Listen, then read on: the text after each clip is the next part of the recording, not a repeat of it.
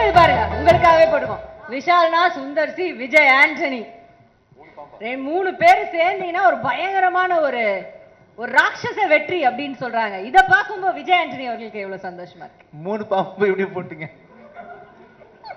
ஒரு ஏற்கனவே அனகொண்டான்னு சொல்லி வந்து வச்சு செஞ்சுட்டாங்க. நீங்க இப்ப பொண்ணு வேற போட்டு திரும்பவும் ஞாபகப்படுத்துறீங்களே. ஒரு டிராகனிஷான ஒரு விஷயம் சார். என்னப்பா இது ஒரு டிராகன் கலந்த, ஓ அந்த மாதிரி எல்லாமே கலந்த ஒரு இது. நீங்க டிராகன் அது டிராகன் போட்டுருந்தா பரவாயில்ல, பாம்பு போட்டு நாம அப்படி வச்சுக்கலாம் சார். சரி, என்ன சொல்ல வரீங்க? 3 டிராகன் சேர்ந்து ஒரு ராட்சச வெற்றி கொடுத்திருக்கீங்க அப்படின்னு மக்கள் ஃபீல் பண்றாங்களாம். இந்த ராட்சச வெற்றிக்கு காரணம் 3 டிராகன்ஸ் யாருன்னா நீங்க தான் அப்படின்னு சொல்றாங்க. அது கேட்கும்போது மனசுக்கு எப்படி சந்தோஷமா இருக்குவா? என்னையும் அதாவது விஜய் ஆண்டனி சார் இருக்கார்ல, நான் சொல்லணும், சார் வந்து ஏதாவது இப்ப பேசும்போது அவர் பேசினாலும் ஹிட், அவர் பாடினாலும் ஹிட், பேசினா அவரோட ரியாக்ஷன் எல்லாரும் என்ன ரியாக்ட் பண்ணுவாங்க அவங்கள பத்தி பேசும்போது? அப்படி சார் யா யா யா கரெக்ட், தெரியும் தெரியும், அடுத்து சொல்லு, எஸ் எஸ். என்ன நம்மள திட்டுறாரா மனசுக்குள்ள, இல்ல நிஜமா ஓகே சொல்றாரா, ஒண்ணுமே தெரியுமா? இந்த 3 டிராகனும் நல்லா ஈனு பல்ல காட்டி சிரிச்சிட்டு இருந்தா பெர்ஃபெக்ட்டா இருந்திருக்கும். ஏன்னா எங்க 3 பேரோட மூட் அப்படியே இருக்கு. ஆமா, கொஞ்சம் சிரிப்பு கம்மியா இருக்குல்ல இதுல. ஆமா, சந்தோஷமா தான் இருக்காங்க. விஜய் ஆண்டனி மட்டும் பயங்கரமா சிரிக்கிறாங்க. மட்டும் பெருசா சிரிக்குதுப்பா. இந்த பாம்பு கொஞ்சம் பெருசா சிரிக்குது. ஏன் சார் அது? நீங்க தான் சொல்லணும், நீங்க தான் விஜய் ஆண்டனி. என்ன கேட்டா? Okay, next meme please. அரண்மனை 2024 ஃபர்ஸ்ட் பிளாக்பஸ்டர், மதகஜ ராஜா 2025 first blockbuster, Sundar C supremacy. இத பத்தி சொல்லுங்க சார். அது ஃபர்ஸ்ட் லைன் ஃபேக்ட், உண்மைதான். ஏன்னா போன வருஷம் வந்து கொஞ்சம் அன்பார்ச்சுனேட்லி சினிமா ஃபீல்ட் டல்லா இருந்துச்சு. அரண்மனை வந்து பிகேம் ஹியூஜ் ஹிட். பட் அதில் பெரிய ஒரு பிளஸிங் இன் டிஸ்கைஸ் என்னன்னா, அதுக்கப்புறம் தமிழ் சினிமாவை தூக்கி நிறுத்துறதுக்கு ஏகப்பட்ட படம் வந்துச்சு. Right from Garudan, Maharaja, rubber பந்து, சோவான், நிறைய படங்கள் வந்துச்சு. ஸோ மேபி போன வருஷம் நான் ஆரம்பிச்சு வச்சு நிறைய ஹிட் வந்த மாதிரி இந்த வருஷமும் தமிழ் சினிமாவில் நாங்கள் ஆரம்பிச்சு வச்சிருக்கோம். நிறைய ஹிட் வரணும், தமிழ் சினிமா ஓஹோன்னு இருக்கணும்னு ஆசைப்படுறேன். Super super. Next Vishal sir என்ன சொல்லணுமா?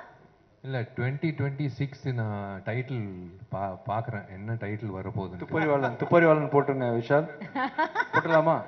24 வந்து அரண்மனை, மதகராஜா 25, துப்பறிவாளன் வந்து 26. இல்ல சுந்தர் சாரோட இருந்தா சூப்பரா இருக்கும். ஓ ஆமா, அப்ப சுந்தர் சார் இல்ல அதுவே ஒரு சிம்பிளா இருக்கு பாருங்க. மதகஜராஜா 2. ஓ அதுலயே இருக்குங்கறீங்க? அதுலயே இருக்கு. Wow, okay okay fine. சரி, அப்ப அடுத்தது finally witnessing my dear lover song after 12 years, me and my boys at theater. அஞ்சலி, நீங்களும் இதுக்கு பதில் சொல்லலாம். பட் அந்த பாட்டுக்கு குரலுக்கு சொந்தக்காரரான விஷால் அதை பத்தி பேசினா நல்லா இருக்கும் நான் நினைச்சேன். அவர் பேசட்டும். பட் அது மாதிரி நீங்களும் ஏதாவது, ஏன்னா இப்படி ஒரு என்ன சொல்றது, ஒரு பிளாக் பஸ்டர் வைரலான ஒரு சாங்க்கு வந்து நீங்க இருந்திருக்கீங்களா ஒரு பாட்டு. So why don't you say something? ரொம்ப ஹாப்பி, ரொம்ப சந்தோஷம். ஏன்னா நான் தியேட்டர்ல பார்க்கும்போது அந்த சாங்கான அந்த நோ ரியாக்ஷன் இருக்குல்ல கிரவுட்ல இருந்து, அல்டிமேட். அதுல இதுக்கு முன்னாடி விஷுவல்ஸ்லயும் அதை பார்த்தேன். அது நான் அந்த அந்த இன்சிடென்ட் அந்த பிளேஸ்ல நான் இருந்தேன். அதனால என்னால வந்து அதை சொல்ல முடியல, பட் அதனால ஃபீல் பண்ண முடியுது ஆடியன்ஸ் எப்படி என்ஜாய் பண்றாங்க. அண்ட் நான் நிறைய கேள்விப்பட்டிருக்கேன் இந்த சாங்காக நிறைய ஒரு செக்டர் ஆடியன்ஸ் வந்து படத்துக்கு போறாங்க அப்படின்னு. ஆமா, கரெக்ட் தான், உண்மைதான். ஆனா இங்க நான் ஒரு உண்மையை சொல்லணும். நானு விஷால்லாம் உண்மையாவே வந்து இந்த படத்தோட ப்ரீமியர் ஷோ ஆடியன்ஸ் பார்க்கும்போது கூட உட்காந்து பார்த்தோம். 12 வருஷம் ஆச்சு. ஸோ நாங்க அந்த ரியாக்ஷன் தான் பார்த்தோம்.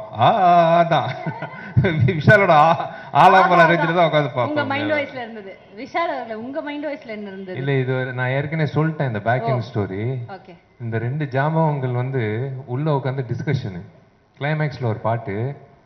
இது வந்து ஒரு கோக்கியான ஒரு லிரிக்ஸ் வேணும், பாவிஜய் எழுதியிருக்காரு. ஒரு பாடகர் வேணும், பாடகர் வந்து ரெகுலர் பாடகராக இருக்கக்கூடாது. அந்த ஆள் ஃபர்ஸ்ட் டைமாக பாடி இருக்கணும், அதுக்கப்புறம் இனிமேல் பாடவே கூடாது. அந்த மாதிரி ஒரு பாடகர் இருக்கணும்னு எனக்கு தெரியாது இந்த மேட்ரு. நான் அப்போ தான் ரொம்ப உற்சாகமாக டோர் ஓப்பன் பண்ணி என்ன பாட்டு, கிளைமேக்ஸ் பாட்டுன்னு, இதோ இவன் தான் சிங்கர்னு. சரி மெரிட்ல நம்மளை கூப்பிடுறாங்க அப்படின்னு ஒரு தோல் தட்டிட்டு சரி ஓகே பாடிடலாம் அப்படின்ட்டு என் குருநாதர், இசை குருநாதர் விஜய் ஆண்டனிக்கு வந்து நான் நன்றி சொல்லிக்கணும்.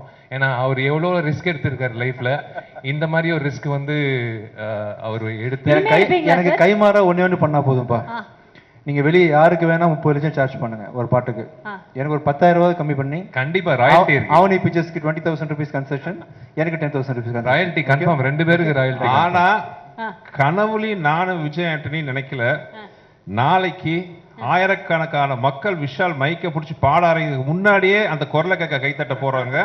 அந்த காட்சியை நாங்க பார்ப்போம் இங்க கனவுல கூட நாங்க நினைச்சு பார்க்கல. இல்லங்க YMCAல நான் கிரிக்கெட் நான் வந்து ஒர்க் அவுட் பண்ணியிருக்கேன். ஸ்டாலின் அங்கிளோட கிரிக்கெட் ஆடி இருக்கேன். இளையராஜா சார் 75 ஷோ நடத்தி இருக்கேன்.